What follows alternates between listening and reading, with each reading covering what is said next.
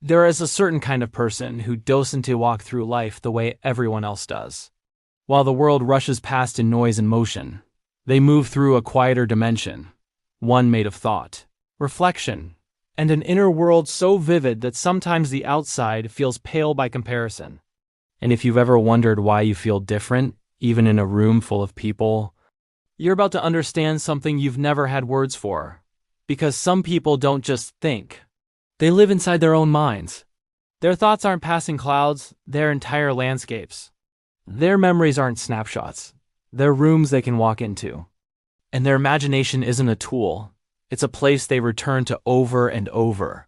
You might recognize this in yourself. The way a single idea can pull you inward for minutes or hours. The way you replay conversations not to obsess but to understand. The way your mind builds entire versions of a moment. What happened, what could have happened, what it meant beneath the surface. If this is you, hear this clearly. You are not distracted. You are not distant. You are not in your own world. You are living in the place where your mind feels most alive. And here's something most people don't know. Your inner world begins moving long before your day does. Before your eyes even open, thoughts are already unfolding, connecting memories, ideas, fears, hopes, as if your mind is warming up for a world that can to keep up with it. On the outside, you seem calm, quiet, maybe even unreadable. But inside, there's a constant hum, a private universe in motion. Most people see your silence and assume there's nothing happening, but the truth is the opposite. There's too much happening for your mind to express all at once. So it speaks inwardly where things make more sense. And this is where people often confuse you with deep thinkers, those who dive into philosophy, introspection, meaning. But there's a subtle difference the world rarely notices. Deep thinkers analyze thoughts. You inhabit them. You experience ideas from the inside out. You feel your thoughts as much as you think them. That's why you sometimes struggle to come back to the moment. The world inside you is louder than the world outside. If you felt that line, keep listening. Because there's something important you've probably sensed all your life without understanding. Living inside your own mind is not a weakness. It's a rare form of consciousness, one that comes with extraordinary gifts and hidden burdens. But to see them clearly, we need to walk deeper into that inner world, the one most people will never know exists. That's where the psychology of people who live more inwardly than outwardly truly begins. To understand people who live inside their own minds, you have to see the world the way they do, not from the surface, but from the quiet corridors inside. Because for them, the mind isn't just a place where thoughts happen. It's a world they return to, a world they build, a world they carry everywhere they go. And this is where things get fascinating. Inside their mind, everything has layers. A simple moment isn't just a moment. It's an atmosphere, a tone, a memory, a meaning. Something to hold, examine, turn over, decode. Most people pass through life collecting events. But people with deep inner worlds collect impressions, the emotional fingerprints left behind by everything they experience. If you've ever walked away from a conversation replaying not just what was said, but what it felt like. If you've ever noticed the mood of a room before you notice the people in it. If you've ever sensed a shift in someone's energy before their expression changed, you already know what it is to live inwardly. And here's the part that almost no one sees. Your mind doesn't just process reality, it recreates it. It reimagines, rebuilds, restructures. Like an artist painting the same scene in different colors. Your mind explores every angle of a moment to understand it fully. This is why you can get lost in your thoughts without realizing time has passed. Your inner world has no clock, no schedule, no interruptions. It operates on meaning, not minutes. And yet, there's something even deeper going on. Psychologists call it internal simulation, the mind's ability to run mental movies of past events, possible futures, emotional scenarios. Most people do it lightly, you do it intensely. You don't imagine outcomes, you enter them. You don't remember moments, you walk inside them. You don't reflect on emotions, you feel them again in high resolution. That's why your mind can feel like a strange mix of sanctuary and storm. It's peaceful, but active. Calm, but alive. Quiet, but full of movement. And if you've ever wondered why your imagination feels so real, why memories return with such clarity, why your thoughts feel like places rather than ideas. Here's the truth. People like you have a heightened default mode network, the brain system that activates during reflection, creativity, imagination, and internal storytelling. In other words, your brain is built to wander inward, not as escape, but as design. But there is another side to this, something that almost every inward mind experiences but rarely admits. The inner world can become so rich that reality feels thin, flat, underwhelming, not because life is dull, but because your internal experience is so textured, so detailed, so alive that the external world sometimes struggles to match it. If you felt that line, it wasn't an accident. Because here's the part people don't talk about. Living inside your mind isn't just how you think, it's how you survive. It's where you process the things you can't say out loud, where you make sense of chaos, where you find beauty others overlook, where you store the parts of yourself too delicate for the world outside. But this depth, this richness, this sensitivity comes with a cost. And understanding that cost is the key to understanding yourself. We're not there yet, but we're close. In the next layer, the quiet strengths of your inner world reveal a shadow. One that shapes the way you feel, the way you connect, and the way you move through life. For people who live inside their own minds, the inner world is breathtaking, but it also carries a quiet weight. A weight almost no one sees because it doesn't show on your face. It shows in your silence, in your eyes, in the way you pause before you speak, as if you're searching for the right version of the truth. And the first shadow of an inward mind is this: you feel everything twice. Once when it happens, and once again when you process it, alone later in the space where the world can't interrupt. Most people move on quickly. You revisit things. Not because you want to suffer, but because you want to understand. You replay moments like tapes, listening for the parts you missed. You examine tone, intention, meaning. And sometimes you uncover truths others would never have seen. But this ability comes with a cost. If you've ever felt exhausted after simple interactions, if you've ever needed hours of silence after a single conversation, if you've ever walked away from a moment feeling like you recarrying more than what happened, you're not sensitive, you're not dramatic. You're not too much. Your mind adds layers to everything, even pain. And here's the part that hurts. The world often mistakes this depth for weakness. But it isn't, its awareness is heavy. Another shadow appears in your relationship with the present moment. While everyone else seems fully rooted in what's happening right now, your mind is rarely contained by the present. It's weaving through memory, drifting into possibility, connecting threads across timelines. And sometimes this makes you feel like you're not really here, like you're watching life through glass, present, but one step removed. You're not detached. You're processing. You're interpreting. You're re-navigating both the world outside and the world inside at the same time. A double exposure of reality. But the most misunderstood shadow is this one. You see meaning where others see nothing. A pause in someone's voice. A slight shift in posture. A small inconsistency in a story. A look that doesn't match the tone. Others ignore it, you absorb it. Your mind can't help but notice patterns, connections, contradictions, and once you see them, you can't unsee them. This makes relationships harder than people realize. Because you don't just hear what people say. You hear what they almost said, what they meant, what they avoided, what they tried to hide. And when someone lies to you, even gently, you may not confront it. You may not show it. But you feel the fracture instantly, a tiny rip in the fabric of trust. If this resonates, it's because inward minds carry a sensitivity that operates beneath language. You don't just observe emotions. You absorb them. This is why crowds overwhelm you, why conflict drains you, why tension in a room hits you like static in the air. Your inner world has no filter. Everything gets in. And yet, you blame yourself for it. You tell yourself you're overthinking. You tell yourself you're imagining things. You tell yourself you shouldn't feel this much. But here's the truth you've needed to hear for a long time. You're not overreacting, you're overprocessing. Because your mind refuses to leave things unexplored. And what makes this even more challenging is that most people will never understand what it feels like to carry this level of depth, the constant movement, The constant awareness, the emotional footprints left behind by every interaction. But this shadow, this weight, is only half the story. Because hidden inside it is a rare strength, one that explains why your mind works the way it does. And why the world looks different through your eyes. And that strength is what we explore next. For every shadow carried by people who live inside their own minds, there is a strength just as deep, a kind of quiet brilliance the world rarely notices but constantly benefits from.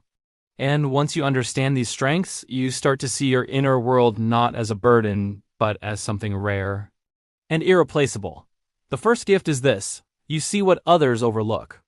Not because you're analyzing, but because your mind is wired to notice the details that reveal the truth. Most people look at what is said, you look at what is meant. Most people hear words, you hear intention. Most people see the moment. You see the layers beneath it. This ability makes you a natural detector of authenticity. You can tell when someone's smile doesn't reach their eyes. You sense when a room shifts emotionally. You feel dishonesty like static in the air. Some people call it intuition. But for you, it's not a guess. It's recognition. Another gift lies in your ability to connect ideas that seem unrelated. People with deep inner worlds have what psychologists call high associative thinking. The mind has talent for weaving patterns between memories, symbols, emotions, and concepts. This is why your insights often feel ahead of everyone else. Why you can sense outcomes early. Why you understand people without them explaining. Your mind isn't linear, it's expansive. It sees sideways, diagonally, emotionally, symbolically. It explores thoughts from angles others never even think to look at. And this is where creativity enters the picture. You don't create from the outside world. You create from the depth of your own. Ideas don't arrive to you. They emerge from you, shaped by your imagination, your sensitivity, your memory, your ability to feel the world as much as observe it. People like you become writers, thinkers, observers, visionaries, designers of meaning, not because they choose to, but because their inner world refuses to remain silent. But your greatest gift might be this one. You can feel without drowning and think without disconnecting. Most people pick one or the other. You hold both at the same time. Studies show that inward minds have a stronger bridge between the emotional and analytical parts of the brain. This means you can reflect on your feelings with clarity and feel your thoughts with depth. It's why you sense the symbolism inside your own emotions. Why you instinctively understand that sadness carries messages, that fear reveals boundaries, that joy points to meaning. Your emotional complexity isn't an accident, it's architecture. The way your mind is built allows you to understand nuance with a precision others find overwhelming. And there's something else, something few people notice about you. Your imagination isn't escapism. It's resilience. While others cope through distraction, you cope through creation. You rewrite moments until they make sense. You turn chaos into narrative. You take pain and reorganize it into something you can hold. That is strength. That is intelligence. That is survival disguised as reflection. But perhaps your most extraordinary gift is this. You see the world as it is, and as it could be. This dual vision makes you empathetic, patient, forgiving, visionary, intuitive, and deeply human in ways the world needs more than it realizes. The world moves fast, you move inward. And in that inwardness, you carry perspectives that people around you never stop to consider. But even these gifts bring challenges, especially when it comes to relationships, trust, vulnerability, and connection. Because the same mind that feels deeply and sees clearly often struggles to find people who can meet them at the same depth. And that brings us to the next part, one of the most revealing of all. People who live inside their own minds navigate relationships differently. Not because they want to, but because their inner world shapes every connection they make. And the first thing you need to understand is this. You don't bond through proximity. You bond through depth, while others connect through shared hobbies, small talk, routines, or noise. You connect through meaning, through conversations that open something inside you, through people who make you feel understood rather than surrounded. This is why you can feel lonely in a room full of people, but completely at peace with just one person who gets it. Your loneliness isn't about company. It's about resonance. And here's a truth you've probably lived but never articulated. Superficial interactions drain you. Deep ones energize you. This doesn't mean you're antisocial. It means your emotional system is selective. You don't have the bandwidth for noise, only for authenticity. Most people talk to pass time, you talk to understand. You listen to the silences between words. You notice the things they didn't say. You read emotions the way others read text. This is why normal conversations often feel exhausting. They require you to stay on the surface when your mind is already 6 layers below. But this depth comes with a challenge. You frequently understand people more than they understand themselves. You can sense insecurity beneath arrogance. You can feel sadness beneath a smile. You can detect tension even in stillness. You can read emotional contradictions like a second language, and because of this, you often hold back. Not because you're shy, not because you're cold, not because you're afraid of people, but because you're protecting your mind. Your inner world is delicate, not weak, delicate. It needs space, silence, slowness, honesty. And the world rarely offers these things freely. This is why trust takes time for you. Why opening up feels like peeling back layers of an ancient manuscript. Why vulnerability is something you give wholeheartedly, but only to those who have earned it. You don't do halfway intimacy. You don't do halfway emotions. When you trust entirely. When you care deeply. When you invest your whole self. But because you treat connection as something sacred, you often find yourself disappointed by people who take it casually. Here's something you may not have realized. You don't fall for people quickly. You fall for their minds. For their honesty, their softness, their contradictions, the things they don't even admit out loud. And when someone lives at the surface, when they avoid depth, when they fear their own vulnerability, you feel the disconnect instantly, not as rejection, but as emptiness. Like knocking on a door that leads nowhere. This is why you retreat sometimes, why you stay quiet, why you walk away not out of pride, but out of preservation. Your silence is not avoidance.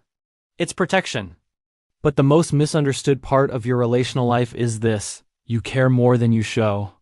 You feel more than you express. You forgive more than you should. You have a heart that is observant before it is reactive. A mind that tries to understand before it judges. A soul that sees the child inside every adult, the hurt behind their harshness, the longing behind their distance. And because you see people so deeply, hurt hits you differently. Rejection cuts sharper.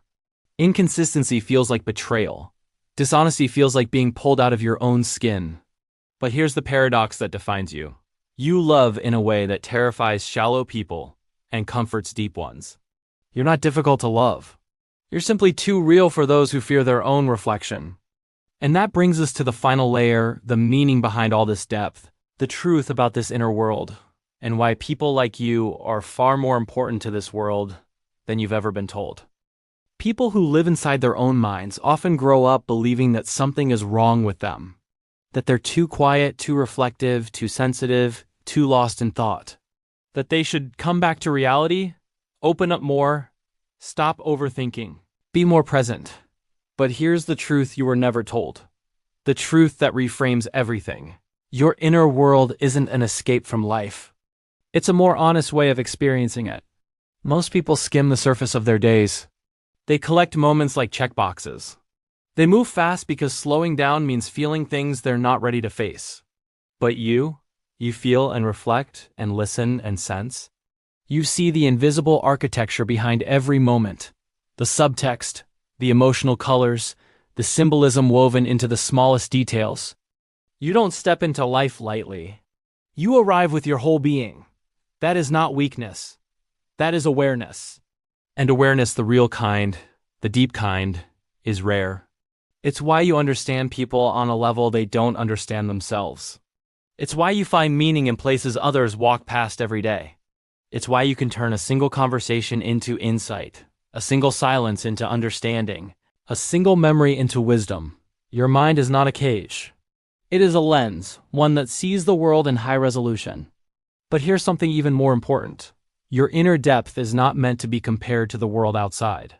They are not meant to match. They were never supposed to. The world outside is loud, rushed, distracted, built on speed and performance. Your world inside is slow, perceptive, intuitive, built on meaning and truth. You are not behind. You are not out of place. You are simply tuned to a different frequency, one the world desperately needs, but rarely recognizes. And maybe that's why you've often felt misunderstood. Not because you're complicated, but because you're clear in a world that avoids clarity. You're introspective in a culture afraid of introspection. You're thoughtful in a society that worships impulsiveness. You're deep in a landscape that rewards the shallow. And yet, despite everything, you've never stopped observing. Never stopped sensing. Never stopped carrying more meaning than you speak. Because that is who you are. People like you aren't here to make noise. You're here to reveal things. To understand what others overlook. To bring depth to places that have grown hollow. To remind the world that silence, reflection, and inner truth still matter. And yes, living inside your own mind can be lonely. Not because you are alone, but because few people know how to meet you where you really are. But those who do, the ones who look deeper, who notice more, who think and feel on the same wavelength.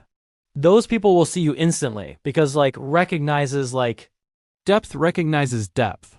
And when that connection finally happens, it won't be shallow or hurried or fragile. It will be real, the kind of connection that feels like coming home after a long journey through your own thoughts. So if you've ever felt strange or out of place, or too much for the world around you, here's the truth you needed to hear. You were never meant to fit into a world that barely understands itself. You were meant to understand it quietly, deeply, completely. The world moves fast. You move inward. And in that inwardness, you carry the kind of depth that becomes a light for everyone else. Not loud, not obvious, but unmistakable. Because people who live inside their own minds don't just think differently, they see differently. They feel differently. They love differently. They exist differently. And in a shallow world, that kind of depth is its own form of brilliance.